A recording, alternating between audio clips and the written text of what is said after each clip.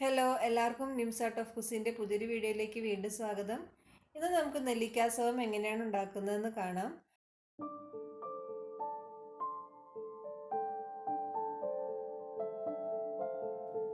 ഞാനിവിടെ 1.5 കിലോ നെല്ലിക്ക കഴുകി വെള്ളമെല്ലാം കളഞ്ഞ് വൃത്തിയാക്കി തുടച്ചെടുത്തിട്ടുണ്ട്.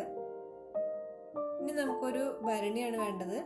ഭരണിയിൽ തീരെ വെള്ളമയം പാടില്ല. നന്നായിട്ട് കഴുകി ഉണക്കി പറ്റുമെങ്കിൽ വെയിലത്ത് വെച്ച് ഉണക്കി എടുക്കുക. ഇനി നെല്ലിക്ക നമുക്ക് കുറേശ്ശെയായിട്ട് അതിലേക്ക് ഒരു ലെയറായിട്ട് ഇട്ട് കൊടുക്കാം.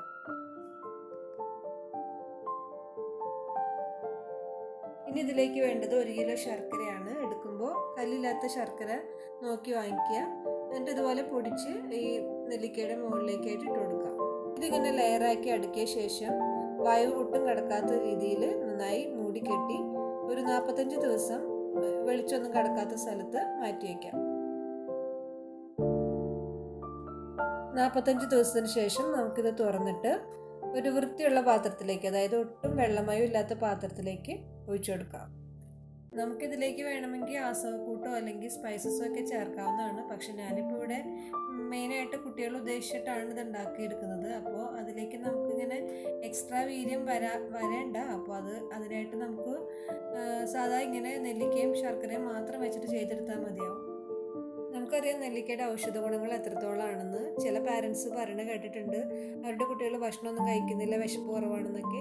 അപ്പോൾ അങ്ങനെയുള്ള കുട്ടികൾക്ക് രാവിലെ ദിവസം ഒരു 15 ml അളവിൽ ഇത് കൊടുക്കുകയാണെങ്കിൽ നന്നായിട്ട് അവർ ഭക്ഷണം കഴിക്കും. പിന്നെ മാത്രമല്ല രക്തം വർദ്ധിക്കാനൊക്കെ നല്ലതാണ്. ഞാനിത് അരിച്ച് ഒരു കുപ്പിയിലേക്കാക്കി എടുത്തു വെച്ചിട്ടുണ്ട്. ഇനി ഇതൊരു 20 ദിവസം നമുക്ക് ഇതുപോലെ തന്നെ വെളിച്ചം കടക്കാത്ത രീതിയിൽ മാറ്റി വയ്ക്കാം. അപ്പോൾ നന്നായിട്ടൊന്ന് കളറൊക്കെ ഇതിന് ഇത്തിരി കളറൊക്കെ ഒന്ന് കിട്ടും.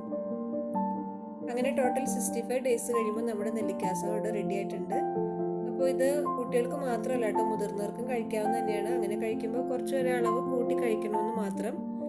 അങ്ങനെ ഇത് നെല്ലിക്കാസവം എല്ലാവരും ഒന്ന് ട്രൈ ചെയ്ത് നോക്കുക, പിള്ളേർക്കൊക്കെ കൊടുക്കുക. അവർ നന്നായിട്ട് ഭക്ഷണം കഴിക്കാനും രക്തമൊക്കെ വർദ്ധിക്കാനും നല്ലത് തന്നെയാണ്. ഒരു ആയുർവേദിക് ടോണിക് തന്നെയാണിത്. അപ്പോൾ ഇനി പുതിയൊരു വീഡിയോയുമായിട്ട് നമുക്ക് വീണ്ടും കാണാം. അതുവരേക്കും ബൈ.